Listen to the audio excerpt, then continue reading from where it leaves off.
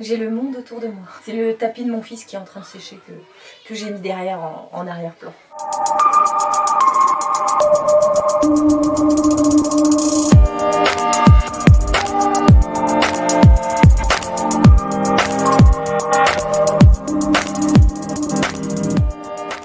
Coucou les amis, bienvenue dans cette nouvelle vidéo. Aujourd'hui j'avais envie de vous parler d'un sujet. C'est pas mal de parents avec des enfants en bas âge qui m'ont posé ce genre de questions. La nutrition, le sommeil, ce genre de choses. Donc aujourd'hui dans cette vidéo j'avais envie de vous parler d'abord de sommeil et tout ce qui va autour. Alors les pouces, les tétines, voilà. Donc cette vidéo j'espère qu'elle va pas être un peu trop fouillie, mais je vais vous parler de Kalani d'abord et d'Alana ensuite. Alors mon fils Kalani, quand il est né il dormait très très bien. Je pense pas que je vous ai raconté vraiment l'histoire de mon fils, mais quand il est né un petit peu prématurément, donc ce qui fait qu'il dormait énormément. Donc il n'avait ni besoin de tétine, ni il prenait pas son pouce, il avait besoin d'absolument rien, il avait même pas forcément besoin de beaucoup de mes bras, je le prenais pas beaucoup. Je me rappelle, il dormait tellement que c'était un peu bizarre au début, hein. Je voyais qu'il dormait, moi j'étais vachement reposée au début, c'était cool. Après évidemment, il s'est rattrapé, il arrêtait pas de manger, il se réveillait pour manger, donc ça a été autre chose. Et comme je vous avais dit, il a été allaité pendant 3 mois. Il était au sein, au biberon, donc il mangeait très bien, il a fait ses nuits très vite. Ce qu'il faut savoir, c'est qu'on me pose beaucoup de questions, on me demande est-ce que ton fils il a dormi tout seul automatiquement, quel genre de nuit il faisait. Moi, comme mon chéri il est ostéopathe et qu'il avait fait des études spécialisées, enfin il avait fait des formations spécialisées par rapport aux enfants, il m'avait dit tu verras, ça va être hyper dur, il va falloir prendre sur soi parce que quand son enfant pleure, c'est hyper compliqué de le laisser pleurer dans le lit, on a l'impression de le laisser en détresse. Mais il y a une chose qu'il faut savoir, c'est que son enfant pleure parce qu'il se demande s'il est en danger. Donc ce qu'il faut faire, c'est que quand on met son enfant dans le lit, il faut le laisser pleurer. S'il pleure forcément plus de 10-15 minutes, c'est qu'il peut éventuellement y avoir un problème, un autre souci, donc évidemment on va le récupérer, on va voir ce qui va, s'il a besoin de changer sa couche, si en fait il n'est pas fatigué, enfin il peut y avoir d'autres explications. Mais en général, son enfant pleure et finit par s'endormir. Nous ce qu'on a fait, c'est qu'avec Alani, on s'est dit on va le laisser pleurer. Donc on l'a laissé pleurer, et à chaque fois c'était un cycle comme ça. Pendant plusieurs jours il pleurait, et au bout d'un moment il s'est arrêté de pleurer. Enfin, il a pas pleuré pendant 3 jours d'affilée, hein, mais quand on le mettait au lit le soir, il pleurait et il a fini par s'arrêter en fait. Parce qu'un bébé, quand il pleure, s'il voit que sa maman vient pas, il dit bon, tout va bien, c'est que je ne suis pas en danger, je suis dans un environnement qui est agréable, je suis dans mon lit, dans ma chambre, tout se passe bien, j'arrête de pleurer, je me sens fatiguée, je m'endors.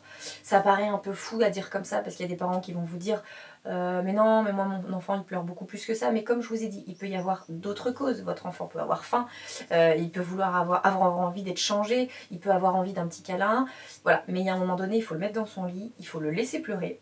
Il va voir que tout va bien et il va finir par s'endormir. Et nous, notre fils, il a fait ses nuits à 3 mois et demi. Il dormait de 21h, 21h30 à, je pense, à 7h. Au début, il se levait à 7h, et puis après, bon, il a commencé à se lever plus tard, et maintenant, il peut faire des grasses mat jusqu'à 9h, mais il faisait des nuits comme ça. Ce qu'on a fait également, c'est qu'évidemment, il y a des enfants qui se réveillent la nuit. Kalani, c'était son cas, c'est arrivé qu'il se réveille la nuit, mais c'est exactement la même chose. Il se réveillait la nuit, il pleurait. Évidemment, je prends sur moi, j'avais ma petite caméra, je pouvais vérifier que tout va bien, qu'il n'y avait pas de problème, donc forcément, je vérifiais sur la petite caméra, et je le laissais pleurer, et au bout d'un moment, il se rendormait.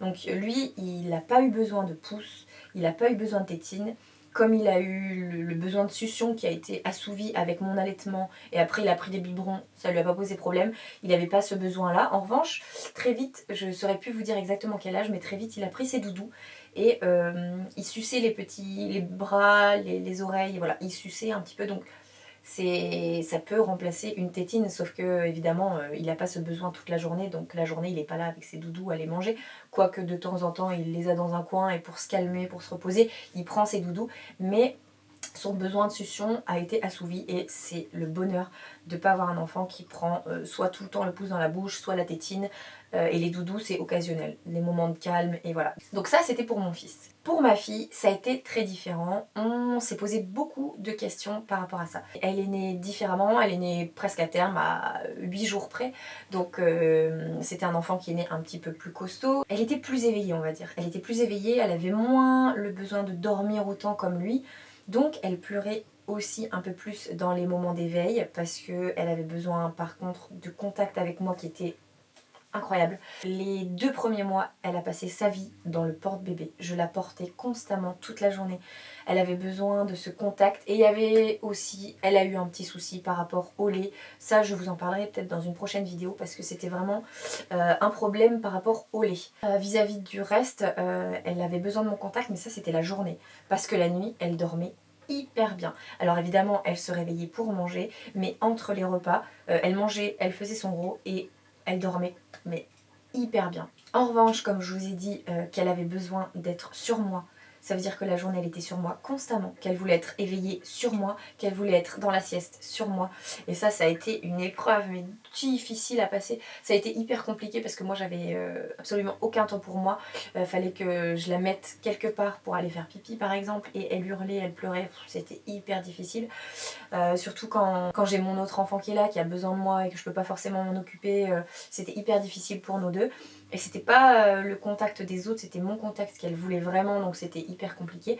Je pouvais pas la lâcher. Et donc pour les siestes, c'est pareil, elle avait envie de s'endormir sur moi dans le porte-bébé. Donc voilà, je faisais la vaisselle, je faisais la cuisine, je faisais du ménage et elle finissait par s'endormir sur moi. Quand je la posais dans un lit, c'était terrible. Alors je me demandais s'il pouvait pas y avoir d'autres problèmes. On est allé voir un ostéopathe spécialisé pour les enfants, voilà. Donc j'ai fini par me dire bon, c'est pas possible, j'en ai marre. Elle n'arrivait pas à prendre son pouce. Elle le cherchait mais elle le trouvait pas. Donc j'ai fini par lui mettre une tétine.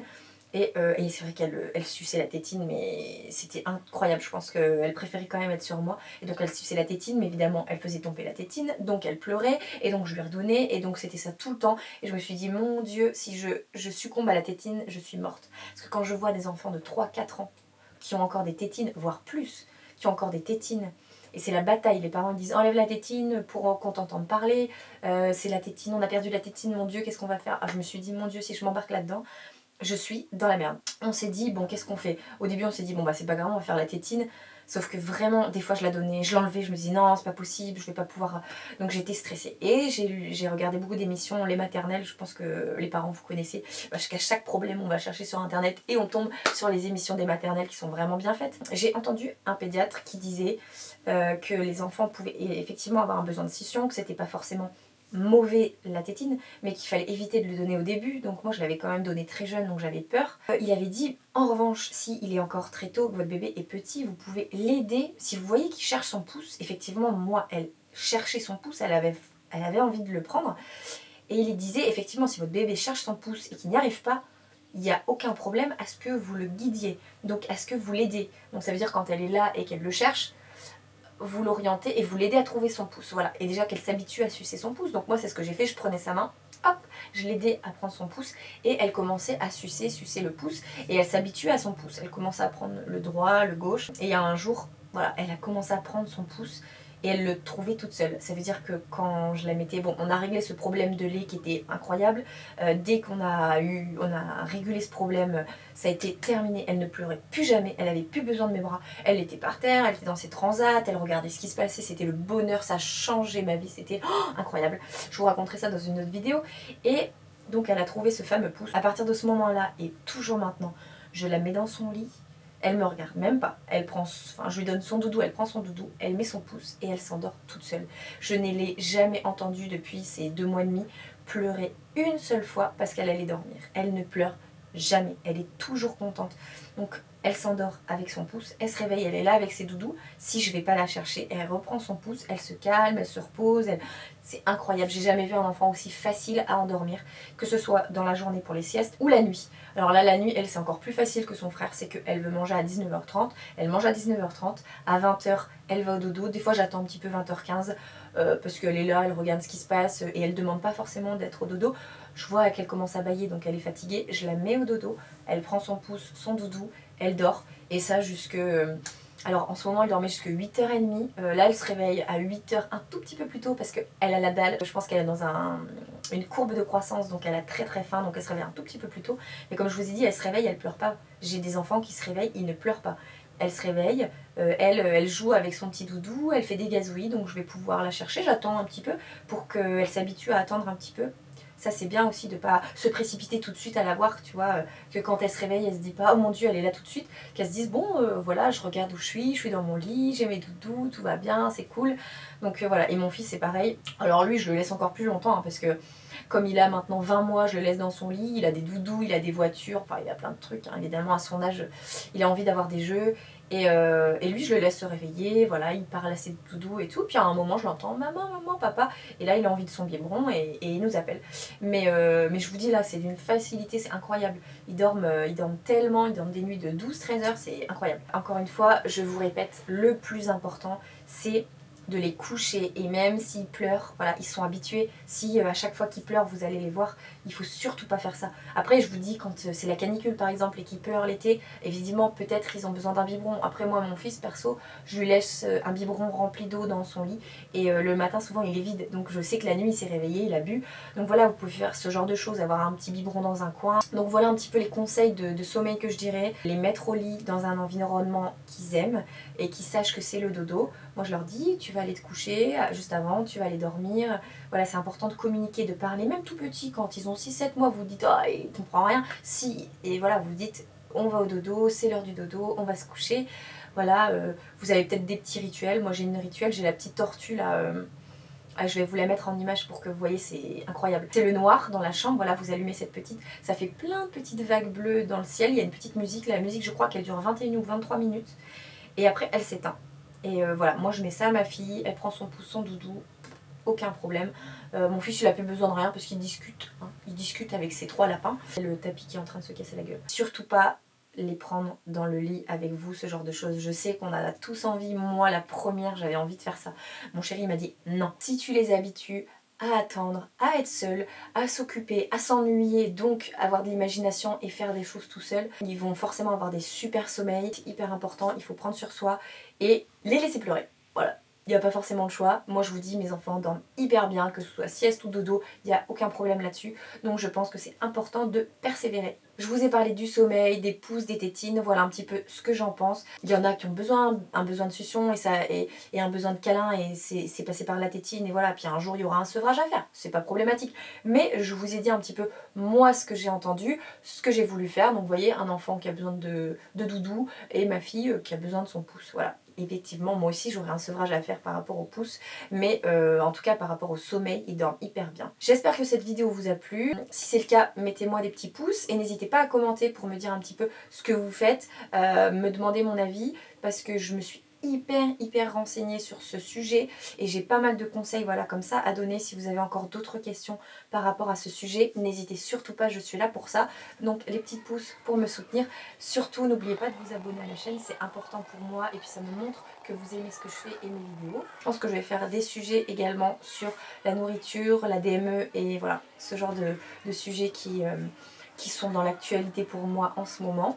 J'étais ravie de passer un petit moment avec vous, je vous embrasse très fort et je vous dis à bientôt pour une prochaine vidéo.